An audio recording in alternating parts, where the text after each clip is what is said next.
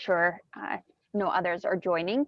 We are going to record this, so just so you are aware that it is being recorded. So if you want the recording later to watch back, and we will also send you a PDF of the slides so that you have access to the resources and links and things that are within our slides. So feel free at any time. This is interactive, so stop us, ask us questions, unmute yourself, have your camera on. If you feel comfortable, add questions into the chat if you're not comfortable asking.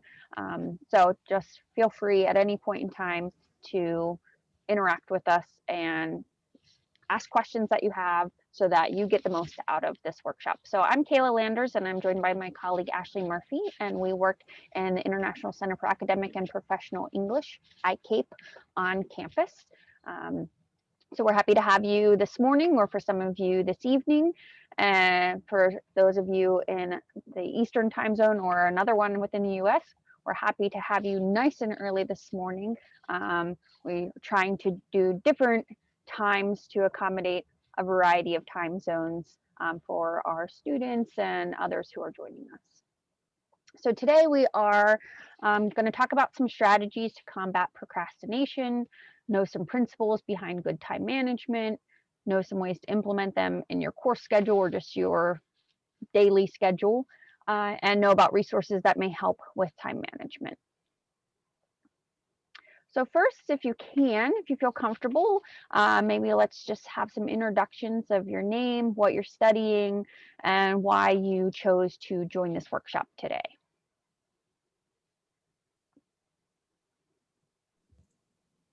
Maybe if it's okay, I'll call on Adam. Okay, well, my name is Adam. I'm studying biological science. I'm in my junior year.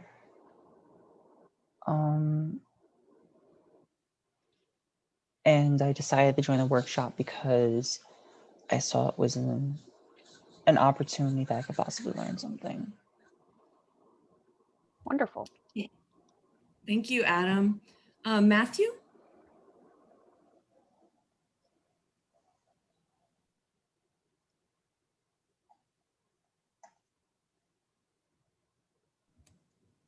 Maybe we'll come back to Matthew. Fernando, would you like to introduce yourself? Sure, my name is Fernando. I am a MBA student, and same reason I thought it was a very interesting topic to get things done within a day. Thank you, Fernando. Matthew, can you introduce yourself? Yeah, sorry, I just had an issue here. I'm a third-year PhD student in the Earth and Environmental Sciences program. Okay, and Caitlin? I'm in my first year of my master's in the College of Education, studying special education, and I am currently a teacher. So with everything that this year is and the craziness of balancing between hybrid and virtual and everything of this year, it's been a tough year, and everybody can use some time management skills. So I thought it'd be a good opportunity to grow. Thank you, Caitlin. Vilas? Yeah, hi. My name is Vilas. I'm doing Flex MBA at Lehigh, and I'm a working professional, so managing multiple projects. Recently, I got like a few more projects actually, and now it is taking me to kind of evening to work and finish some of the tasks for the day. It's not a good idea. I would like to get it done by 5 o'clock or 6 o'clock so I can spend some time with family too. So that's the reason I thought of kind of getting into time management learnings.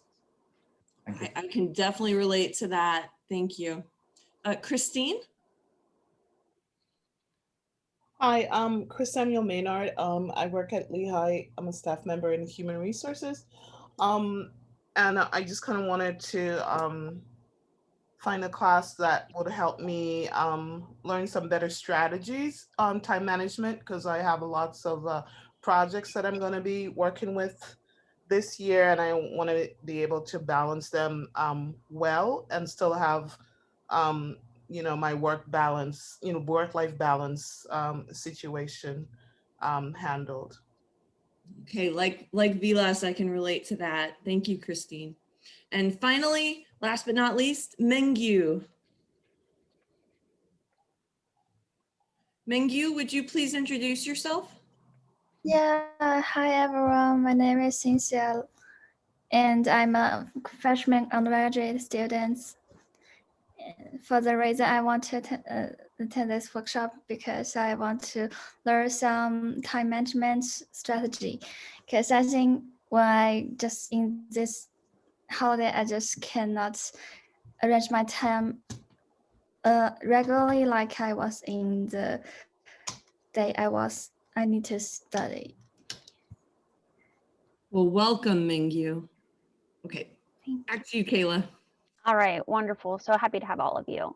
So again, we're going to cover procrastination, organization and prioritization, distractions, and some resources. So again, we'll send you these slides as a PDF after the workshop is over, so you'll have these for reference as well.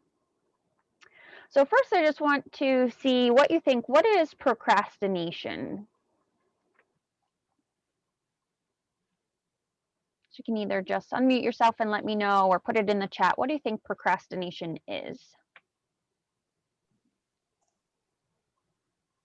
Putting things off when you should be doing them. Yeah, great. So the dictionary definition is to put off intentionally and habitually. So something we keep putting off. But I made up a word cloud also from synonyms of procrastination, and some of them may be surprising to you. Sometimes people think of procrastination as being lazy, but maybe don't think of it as something associated with having anxiety, or the opposite, that sometimes it actually has to do with perfectionism, and actually not having to do with laziness. And so we do associate words like avoidance or hesitant or just doubt, but some of these things are okay. So if you experience procrastination, you may fall anywhere on that spectrum of the reasons that you are procrastinating. It might be that you really have some anxiety related to whatever the task is. It might be other stress related things that we're going to talk about. So just keep that in mind, that procrastination is normal and that a majority of people do procrastinate. So if you're here and you say, yeah, I do this constantly, it's okay. We're going to talk about some strategies to get over it. So overall, the research about procrastination, again, to make you feel better, more than 70% of college students report they procrastinate regularly. So you are part of that percentage if you procrastinate, and that's okay. And 20% of those college students say that they do it habitually. Another research, same source, says procrastination results in lost time, which we know, but also that it could result in poorer health, decreased long-term learning, and lower self-esteem. And so this is why it's really important that you are here and that you are gaining skills to figure out how to combat it so that you can increase that long-term learning, have better self-esteem. And for me, I think that otherwise it's a cycle. If you have lower self-esteem, you're more likely to be stressed about it and procrastinate more. And so it just becomes this snowball effect.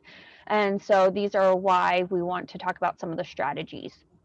Also, researchers say that procrastinating helps us feel better when certain tasks fill us with negative emotions, if they're too difficult or boring. So these are maybe some of the reasons that we procrastinate. It's too difficult or it's boring. And so instead, procrastinating makes us feel better about it. So this is linked to our emotions, linked to our anxiety and fear of failure. And so this is some of the reasons that we might procrastinate. So let me very quickly here launch a poll. So here you're just describing a typical situation in which you might procrastinate.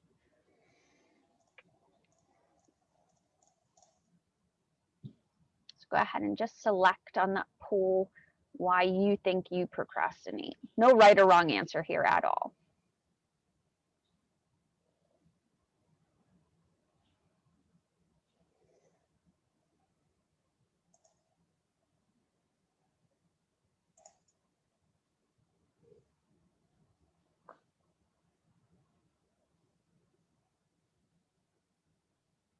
Okay, we have mostly everybody here. And so we're kind of all over the board, but difficulty came out as the top reason for procrastination. Also some distractions, some stress. So those are typical reasons. And so again, you are in same company of why this is happening. All right, so I'm going to stop sharing those.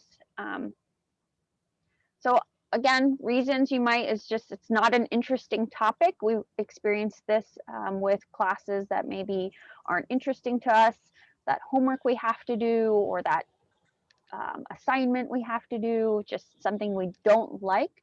And so we just keep putting it off. Too difficult, as we saw, many of you, that's the reason you do it. You just have no motivation tied with both of those. The expectations, minimal amount of time, self-doubt, or distractions. And so stress and procrastination. Procrastination is a habit. It's something that usually is a response to stress. So stress triggers procrastination, and then is a pattern that you repeat because you want to avoid doing something, and the reward is stress relief. So by putting it off and maybe doing something else you enjoy, then you get the reward. So again, I'm not going to play this video clip, but it will be available within your PDF, in that she talks about these three things. You know, the example she gives is that you're stressed about something, so instead you start watching videos that are relaxing. I think particularly she talks about cat videos. For a while that was very popular, and an hour later you realize, oh, I just spent an hour doing basically nothing. So temporarily you feel that stress relief, but then when that's done, probably even more stress is compounded because you realize you've just wasted an hour and still have nothing done. So that's where, in this quote here by Christian Jarrett, you are distracting for the short term, but then you end up with guilt, and then you compound that initial stress.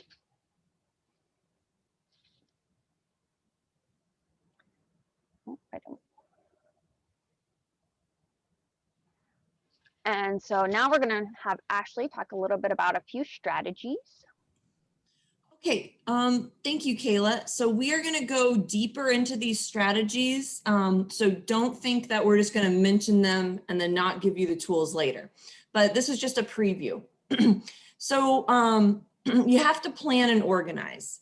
And part of that is, I'm going to skip the second one, is breaking down a huge task, like Christine and Vilas mentioned projects, breaking that down into the constituent parts.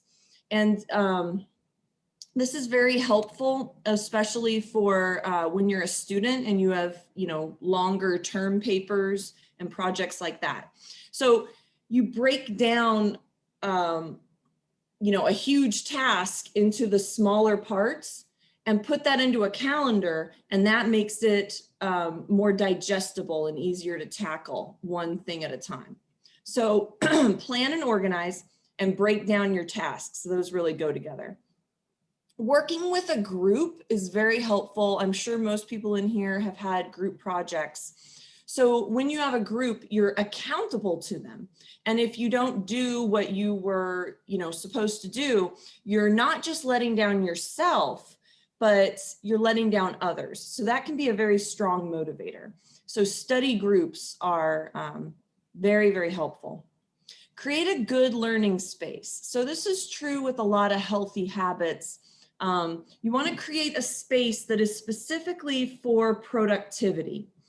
And so that would mean, you know, you're not sitting at the same table where you eat and you know, do crafts and help your children with schoolwork, but you have a specific spot for your work or your projects, right? So then when you go into the space, your brain recognizes it as, okay, this is time for, you know, this task. Part of that is limiting distractions. And I'm going to spend a great deal of time on that later. Anecdotally, people tell me that that limiting distractions is one of their biggest barriers. So we're going to talk about that in a second. Change your mood. So I always need to do a lot of little things before I can get productive, like get my coffee, get comfortable, you know, maybe do my small little things that I, you know, like the ritual to prepare to getting myself in the mood to do work. So knowing what can get you in the mood to work will help. Evaluate your procrastination habits, which is something that we're going to talk about in a second, and prioritize. Kayla later is going to talk about actually listing your tasks. So I see the first one, plan and organize, break down tasks, and prioritize as going together, where you're making your plan for doing your work.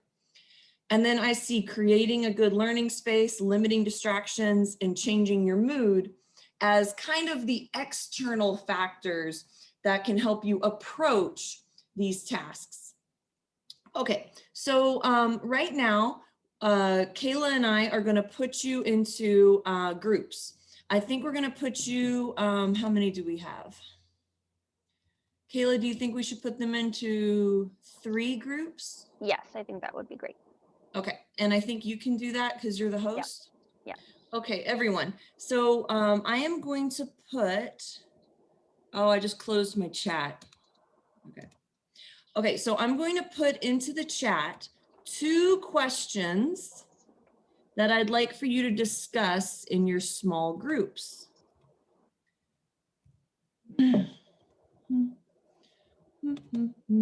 So I'm going to ask you your barriers to productivity. So for example, are your social media sites dinging at you all the time? Are your kids always asking you to do things? Or your cats asking you to do things? You know, what are your barriers to productivity? And then also, what strategies have you tried and whether they worked? So I put these 2 questions in the chat, and we're going to release you into 3 breakout rooms. And Kayla and I, Kayla, maybe I can go into group 1 and you can go into group 2, and then I can go into group 3 in a few minutes. Does that sound okay? Yeah, that sounds great. Okay. So I will, Kayla or I will see you in your groups.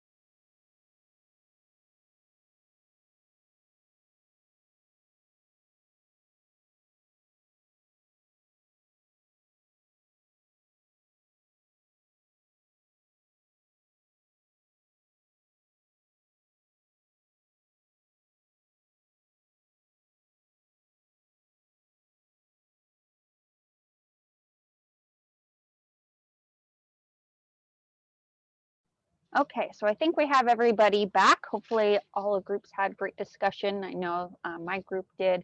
We even learned about a new app. So hopefully everybody else had a good discussion. Anybody want to share anything in particular that was really great from your group?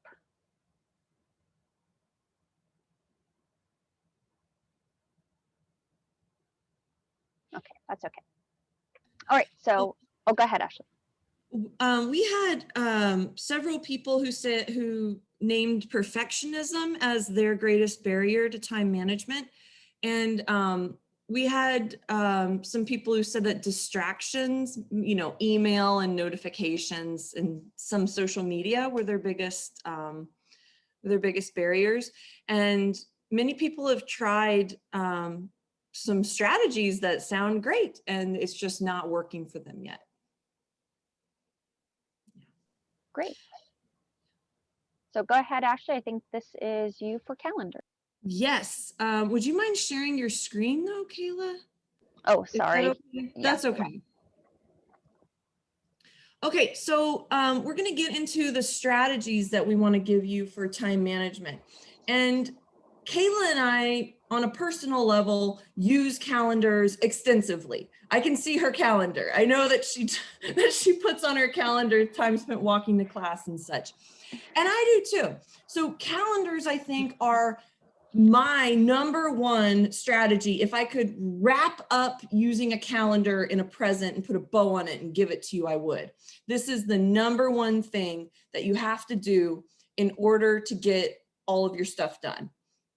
So I put on the previous slide that Michelle Obama said, you have to be extremely organized in order to get anything done. And she was specifically talking about being a mother, but it works for anything.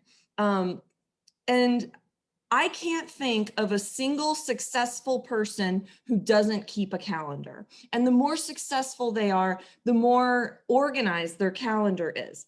So this right here is an example of, this is actually Ben Franklin's calendar. And I don't recommend this calendar because it's too general. So he has basically getting ready in the morning, and then he has working for 4 hours. Then he has a 2-hour break, and then he works for another 4 hours, and then put things in their places. Boy, can I relate to that. I have a little kid. And, meeting with friends and eating and then sleeping. So this is a general calendar. My calendar is far more intricate than this, and I think most people's are, but this is an example of how you have to structure your day. So a lot of people use a paper calendar. People used to have like the paper desktop calendar where almost your whole desk was covered by a calendar. That's how important this is. I literally have Google Calendar up at all times, even on the weekends. And then the phone apps, we're going to talk about how important it is to sync your calendar with your phone. Next slide, please. Thank you, Kayla. So Cynthia, since you are an undergraduate student, I made this slide specifically for you, okay? So I teach English. And so as you can see, what I did on this, I actually made kind of a fake Google Calendar to show you how you can break a big task into smaller manageable chunks. And this is integrating two of those strategies, keeping a calendar and breaking a large task into small parts. So as you can see, I put on the 29th, paper 1 due.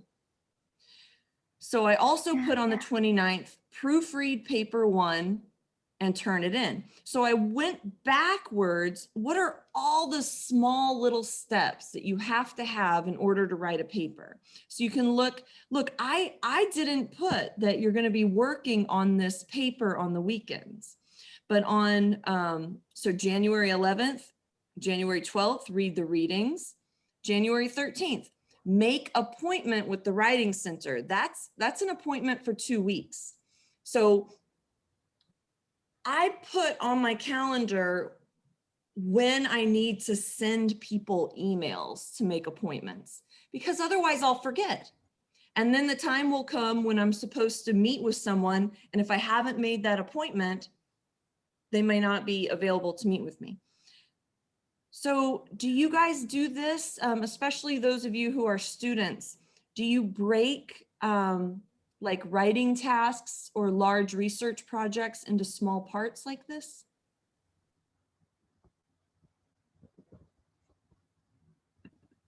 Yeah, I'm also a student as well. I go to DeSales, and I pretty much kind of do what you do, which is I put what the actual due date is and work backwards in terms of trying to make sure I space myself, because I don't want to, do everything in one lump thing, and then I'm just totally, screwed because I didn't, do that, and then something happens that interferes with me actually completing it by the due date, then I would be really upset, because then there goes my grade, in a hole. So yeah, so usually I do my due dates first and then work backwards and say, okay, I need to do this on this date, because I still have to balance work and school. So I have to make sure that I'm not so overwhelmed. Fantastic. Christine, I couldn't have said it better myself. Sorry, do you prefer Chris? Yes. Okay. Chris, yeah, that's exactly what I do. So someone in one of the groups said that or maybe it was in the big group, said they have to step back and move away from their project. I 100% agree with that. Coming back to it with fresh eyes helps you to, well, re-see. Revise, revision means re-see. So you need that time away from it so that you can come back and see it with new eyes. So as you can see on the weekends here, and also on Martin Luther King Day, for this schedule, I have not planned to work on this paper every single day. Does this make sense, you guys? And so that's in part so I can come back to it and see it better. Any questions about breaking things into smaller parts?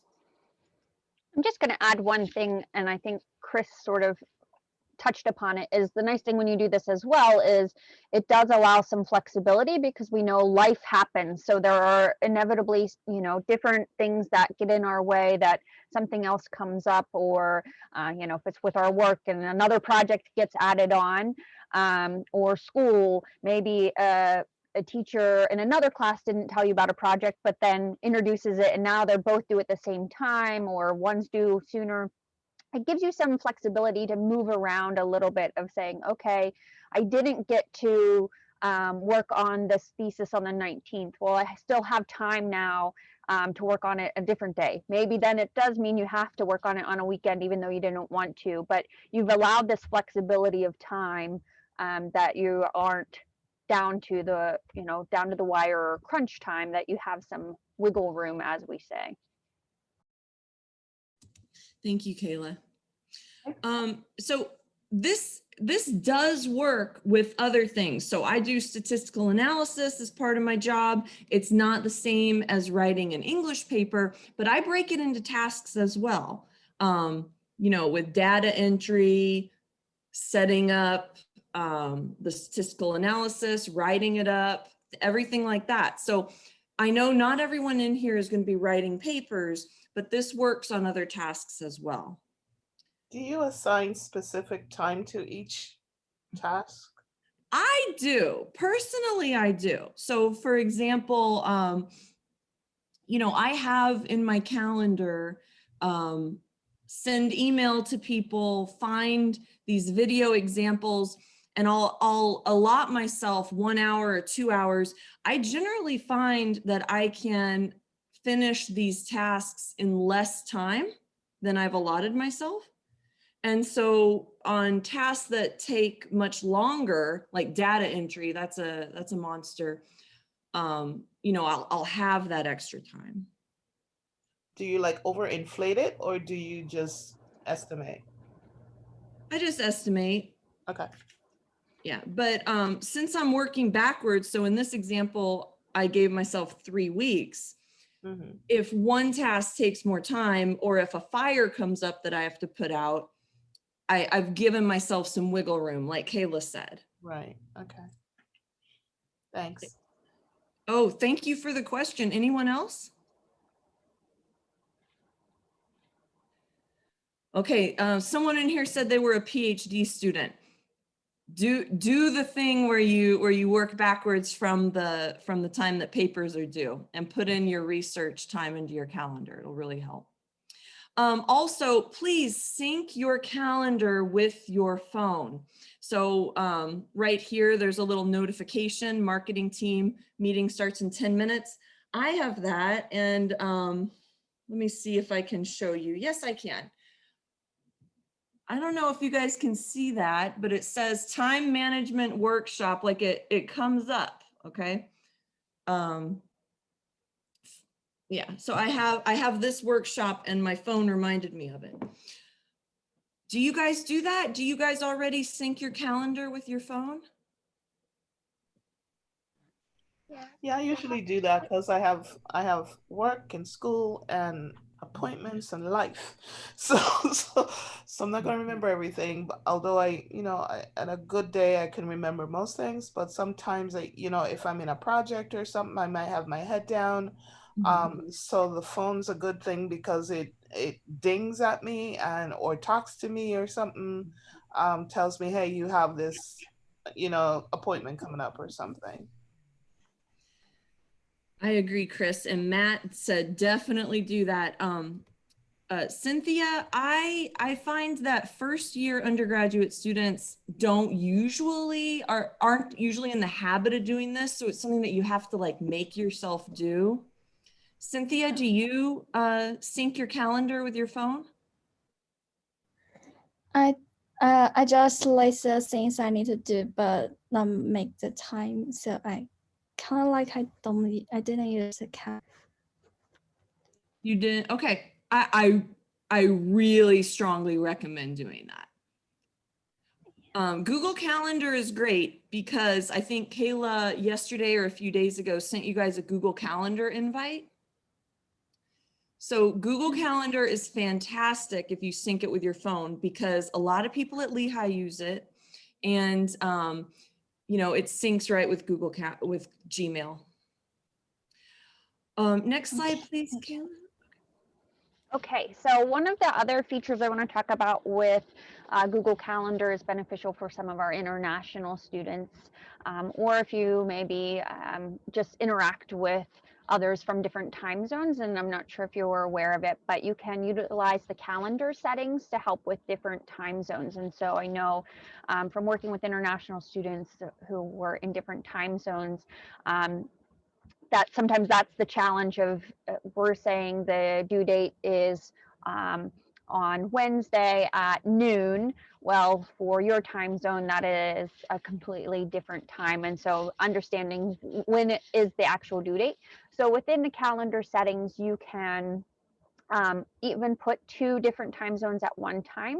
So right now, you can see that this calendar has, I put the China Standard Time and the Eastern Time Zone so that you can see what time it is in each place. So, if it is 7 a.m.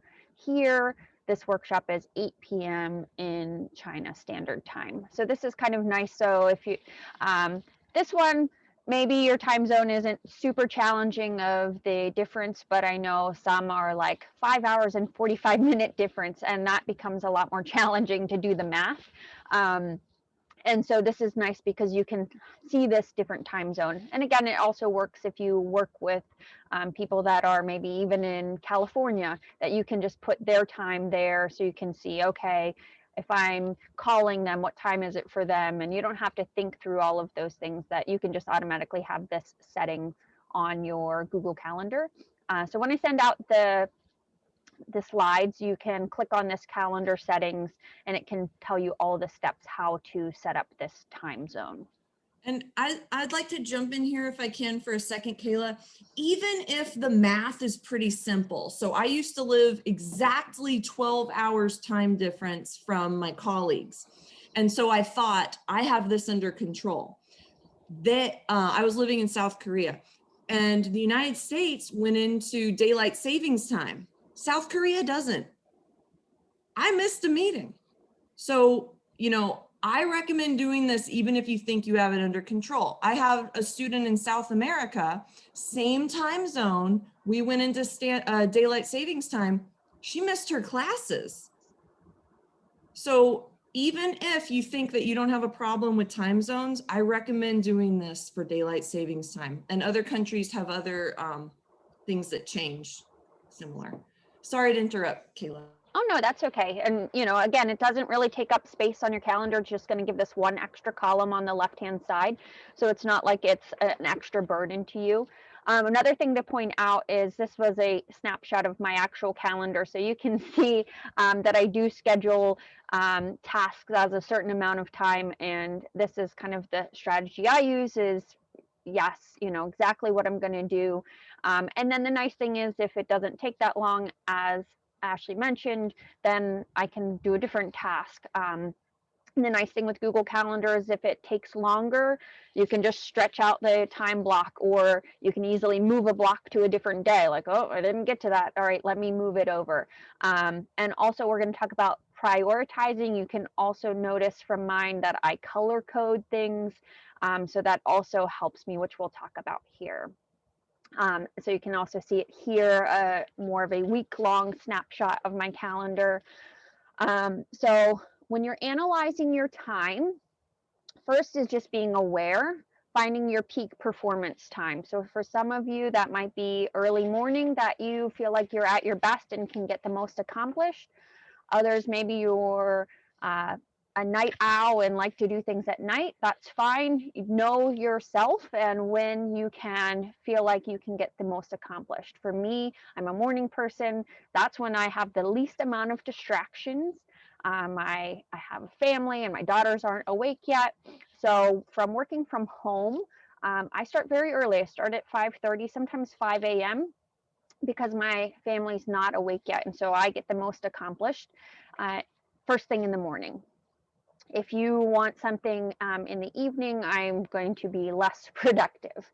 And then the next is being aware, creating a time budget, thinking about what you must do and what you want to do.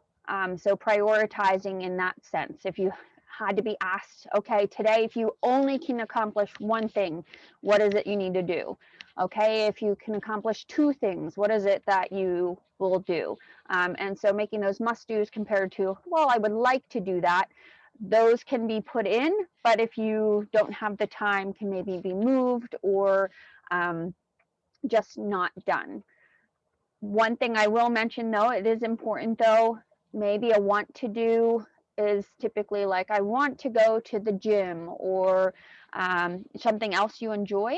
I do think those are important though, that sometimes you might even consider that a must do. For some people, having that release of stress in a different way or something for yourself is important. It's okay if you think that's a must do and that you absolutely schedule that time to be able to take that break and do it. So don't feel guilty if you have something that you want to do for your personal self that you say, okay, but I must do that. Because if you maybe skip going to the gym to release that stress, again, it's going to compound and maybe turn into that procrastination. So taking the time for yourself can be important too. And if you want to do it as a must do, that's okay. Just know you also have other tasks that might also fall on that must do list. Assess how long you thought it would take and how long it actually took. So this is where Chris mentioned, do you allot a certain amount of time? For me, yes. So, you know, you see here that I said, okay, I'm going to grade outlines from 5:30 to 7:15. That's how long I thought it should take.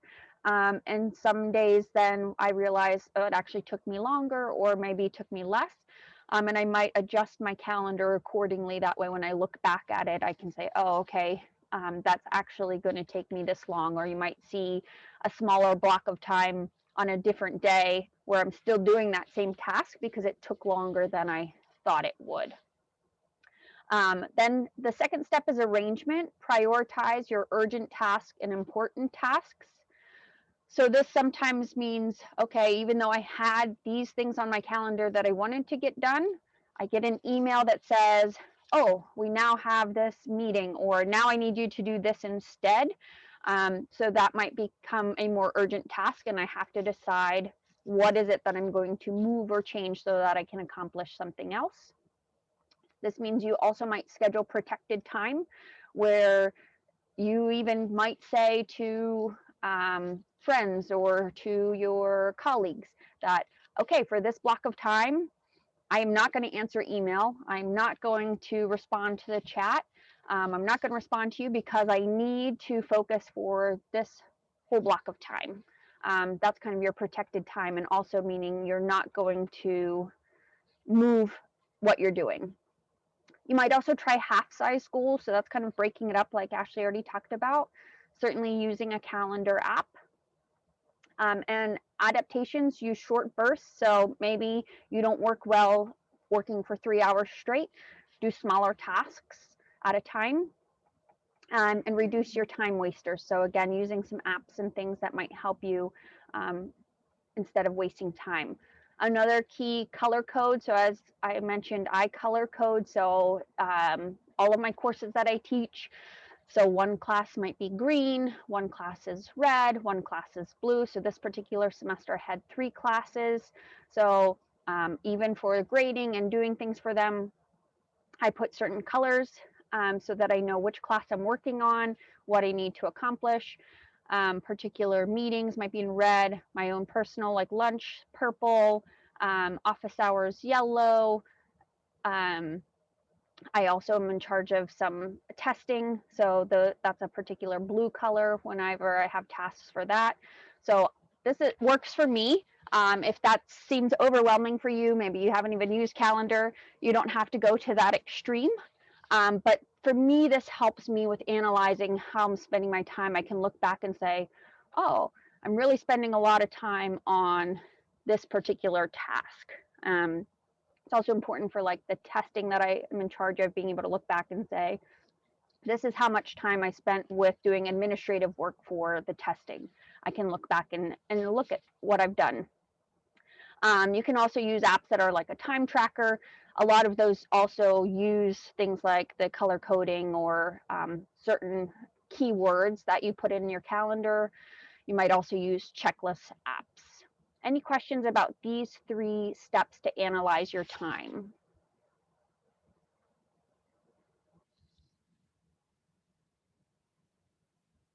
No? Okay. So another tool that I use within Google is Google Tasks. It is part of G Suite, so as Lehigh students, staff, you have access to this as well. And you can quickly capture tasks anywhere. And the nice thing about it is you can create some subtasks. So if you see here at the bottom of my screen for English 5 course site, I broke that into smaller tasks of doing the grade book, doing my course kit assignments. So you can break them into smaller tasks. You can also view tasks from email. So you can create it straight from an email and make it into a task. You can add it to your calendar so it can sync with your calendar. So this is when I need to do this by. So this is kind of like a to-do list, just electronic, and it can sit right beside your email and link with your calendar. So this is another thing that I do. I will admit that I'm a little bit crazy and I still use Post-it notes as well, and some of the electronic like sticky notes on my desktop for tasks that really are important that I want to make sure that I accomplish. So I, have these reminders several places to make sure that they get done. And you can stay on track with the due dates and notifications. It'll give you reminders, and then you can just click on it when you've accomplished it. You can also edit it if for some reason you need to move it.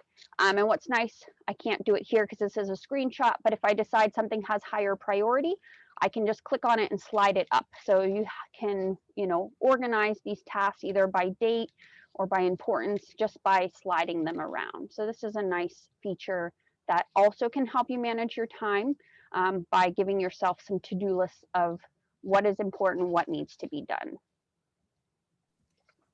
Okay, thank you, Kayla. So continuing on with the extensions, I wanted to just tell you guys about a Google extension called Boomerang. So you remember the Google Calendar screenshot that I did with all of the tasks, the smaller chunks of writing a paper broken into tasks. So I had on there, create an appointment with the Writing Center.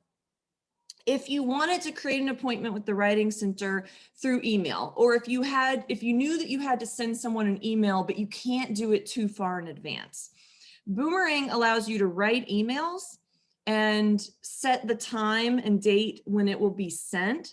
And then you can go ahead and, let Boomerang take care of that for you. So obviously you can put on your Google Calendar or your paper calendar or whatever you're using, at a certain time, email certain people. And you can write it beforehand and put it in your drafts. But I like to get things off my plate if I can. So Boomerang will just send that email for me, if that makes any sense. Anybody ever use Boomerang? Okay, well, we're gonna keep going with some other apps and extensions. So a lot of people have, oh, go ahead, yeah. Actually, quick question. I'm not sure if this is the right platform to ask, but for the Boomerang, how do we install it? I'm sorry, I'm having trouble understanding you. How do we install the Boomerang extension to Gmail? That's a good question. So Google Boomerang extension for Gmail, and then it's something that you add on. Okay. Okay. Sometimes extensions do interfere with some other things. So I would just add one extension at a time. Got it. Okay. So distractions. Anecdotally, I have heard students tell me that they are on Instagram or TikTok for more than 8 hours a day. It's an actual epidemic. So if you are finding yourself checking your social media notifications or scrolling through YouTube all the time, you're certainly not alone. Next slide, please, Kayla. I'm gonna start going a little bit faster because we thought that we would be done by now. We wanna leave enough time for questions. So one way to get rid of distractions is to get rid of whatever is distracting you. So a novelist, Jonathan Franzen, he actually said in an interview with Time Magazine, something like 10, 13 years ago, that he has his wife drive him to a very cheap motel, not a nice motel with TV and Wi-Fi, but the kind of motel where you pay by the hour. So they don't have a lot of amenities. And he takes an old laptop that he has destroyed by destroying the Ethernet port. And he has taken a screwdriver to like destroy the internet parts of it. And all he brings to this hotel is his laptop, a thermos of coffee, and a sandwich. And for 8 hours, he sits there and writes. This is the, okay, bye, Fernando. Thanks for joining us. So Jonathan Franzen says that this is the only way that he can get himself to focus. So, this is obviously extreme, but a lot of people do block things on their phone. There's also Google extensions to block social media. So you can actually name the sites that you want to block in order to work without distractions. Next slide, please, Kayla. So personally, I don't like to eliminate the distractions. What I do instead is I allow myself a little bit of time for distractions to kind of scratch that itch and then go back to what I need to do. So if you want to be really structured about this, there's something called the Pomodoro technique. And Pomodoro, I believe, means little tomato. And it has to do with the person who invented it. He had a kitchen timer shaped like a tomato. And he would set it for 25 minutes and he had to work. And then he would take a 5-minute break. This is very structured. And if that works for you, then that works for you. It's something to try. Someone in one of my breakout groups said that they tried it. Does this work for anyone else? Leaving a little bit of time for breaks? Yes. But sometimes like I want to have a longer break. Like maybe I have been worked for about 2 or 3 hours, and maybe I want to have a 30-minute break. But then it just turned out to an hour break. So how am I gonna stop for that? How are you going to stop the break and go back to your work? Yeah, like Do you write it on your calendar? yes, but like I feel like I have been working for such a long time, so I deserve a break, and then it just running out of time.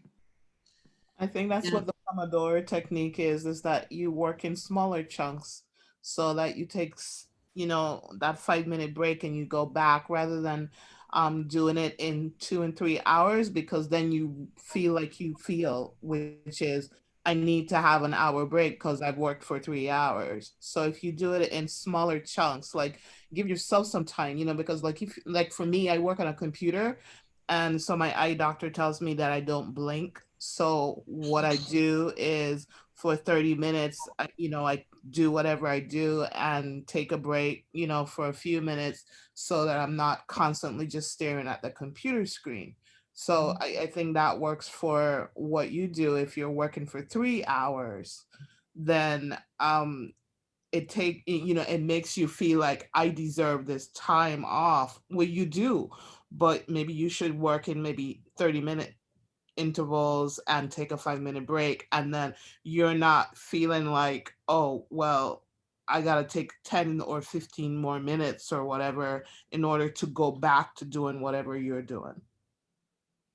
Chris is going to be teaching our next time management workshop. No, that was great. Thank you, Chris. Does that make sense, Chong? Yes. Thank you. I also think with prioritizing, so if, that break, one, build it into your calendar so that you say, okay, I do work for 2 hours or 3 hours straight. And so how long of a break are you going to build in there, and really try to commit yourself to that? And, prioritizing. So maybe it is important for you to say, okay, I'm taking 1 whole hour that I am, eating or going to the gym or whatever you need to do. Because maybe that is what you need. That's maybe the length of time you do need to refresh and come back and work for another stretch of time.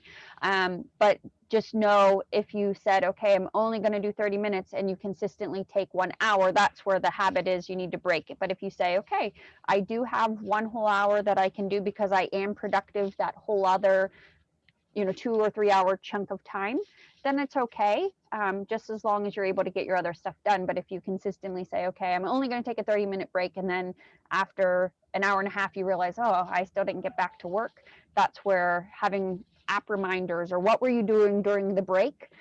Were you on social media? Is it something you need to add in an app that says, okay, that it's going to kick you off of those apps after 30 minutes? So evaluating what you're doing during that break and what you can cut out. And talking about those apps to limit social media is a perfect bridge for this slide. We have some extensions or apps for productivity. So we added here all of the free ones.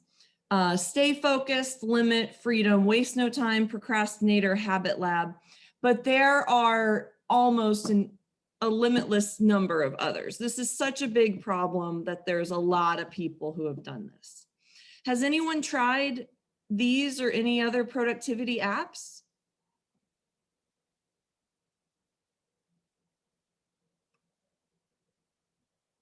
Never heard of these. Okay. Well, I'm not vouching for these. I'm not saying that they work. Actually, I don't use them. But if you'd like to try, again, they're free and they might help you, Chong, with that problem. And a lot of times when you're on social media, you're doing something that rewards, the feedback center of your brain. You're getting serotonin from this. A lot of these extensions will just break that. They'll say, hey, you've been on Twitter for 45 minutes. Do you want to continue? So this is something to think about to get you back on task. Okay, Caitlin, thank you for joining us. Lehigh has, oh, I'm sorry, Kayla, is this your slide? Yes, that's okay though. So we did want to connect back to Lehigh. Lehigh does have some resources. So the first one, again, I'll send these slides so you have all of these are links. But LTS has a lot of options. If you aren't familiar with Google Calendar, they have a lot of information about how to get that set up, some tips and tricks. And they even have workshops from time to time about Google Calendar and tools for time management. The one I linked here is the recording from the one that they did in the fall. So if you're more interested in like learning about Google Calendar, they're a great place to start. And then also the Lehigh Center for Academic Success has some study skills assistance, some workshops. So if this is something you feel like you need to continue to work on, they're a great place to go. We are certainly no absolute experts in this topic, but it's something that, you know, we felt like we could offer some insight on. And then the others, just time management resources that Lehigh Academic Success has. And then on this one, again, a few other apps or extensions and a few handouts from a few other schools that might help you that you can access as well. We wanted you to be able to walk away with some additional resources that you could take a look at if you need to. So at this point, we can take any other questions, any other suggestions. I'm also going to put in the chat box a link to our survey that if you've done our workshops before or do in the future, we ask at the end of each for you to complete. That helps us plan for future workshops and changing content and things. So we value that feedback. But at this point, any questions or other suggestions?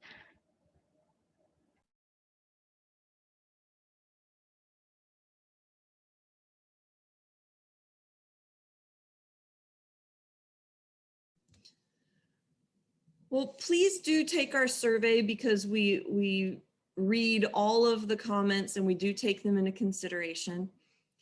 Any other suggestions?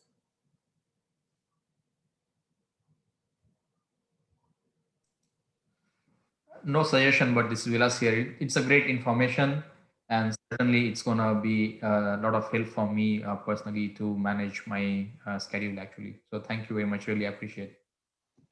Well, thank you for coming, Vilas. And I would like to applaud you all because it's during sort of a break for most of you. It was very early in the morning for many of you if you were in our time zone and you took the time out of your day to attend this. So I think that's a great first step for many of you if you say, okay, this is something I need to work on. Just getting yourself here, huge step and great job. So I hope that you're able to apply some of these strategies for the rest of your semester. Try them out, especially during break, even just kind of saying, okay, today I want to accomplish, even if you don't have a lot going on right now, start out small. That way, when the semester comes along, you're able to manage more and more tasks. Yeah, just to add one more thing here, Vilas, again, one biggest take home for me, I would say, is the international time zone, to add that into the calendar, because I work with a team in Germany as well as in India. So managing these 3 time zones really becomes difficult. So, and I never knew that there is some kind of settings in the calendar. So I'm certainly going to use that in my Outlook calendar. So that was one of the biggest takeaway for me. Those sound like 3 very challenging time zones to schedule around. Yeah. What time works for all of you guys? Well, I get on call really early morning, about like say sometimes 5 o'clock or 6 o'clock in the morning. But they also try to manage a little bit in the evening. So the India team, they work a little late in the evening. So somehow we are managing it. But many times there is like sometimes like we get on a call and okay, we say, okay, we want to schedule a meeting, which time will work for us. And then we have to go on Google to see, okay, what's the time in Germany and India. And then it minutes just to decide and figure out what the time would be in different time zones. There is a website that I use where you put in where everyone in your team member is. Do you use like a website to figure that out? Yeah, some kind of yeah. I go on Google and search. Yeah. Here, Oh. but not any particular website. But any website if you have would be really helpful if you recommend anything.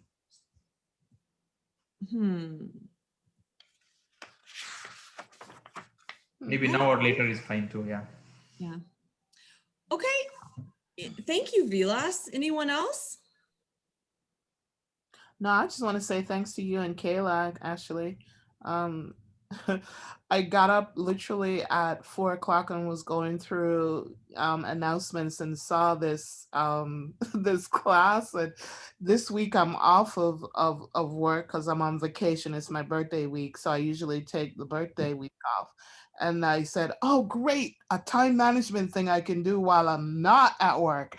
So I can't believe you are taking classes on your birthday week with vacation. Happy birthday. thank you.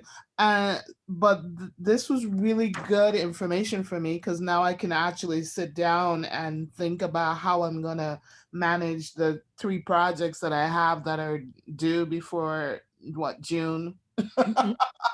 And get them all, managed and balanced and taken care of because I'm working with teams and stuff like that. So in addition to doing this, I'm also looking into working with Microsoft Teams, which is an application in order to help manage and the projects that I'm doing.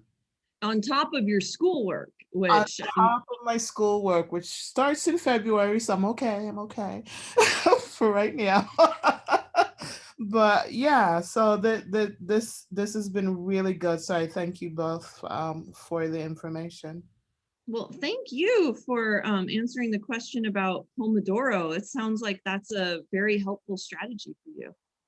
Yeah, actually, my former boss who retired last year is the one that introduced that to us last year when we were trying to do some project management kind of things. And because we're doing process improvements in our area, so that was one of the things that we used in order to help with the process improvement that we're doing and timing, using that time to actually sit down and say, hey, how much time did we take to do this? So that was a nice, a nice piece to learn about and actually utilize, because so I use it more often now rather than sitting down and doing things an hour at a time. I kind of do the 30-minute and break and 30-minute and come back. And I find that it's easier to feel to stay motivated to continue doing something rather than staying for a long period of time and then getting tired and bored and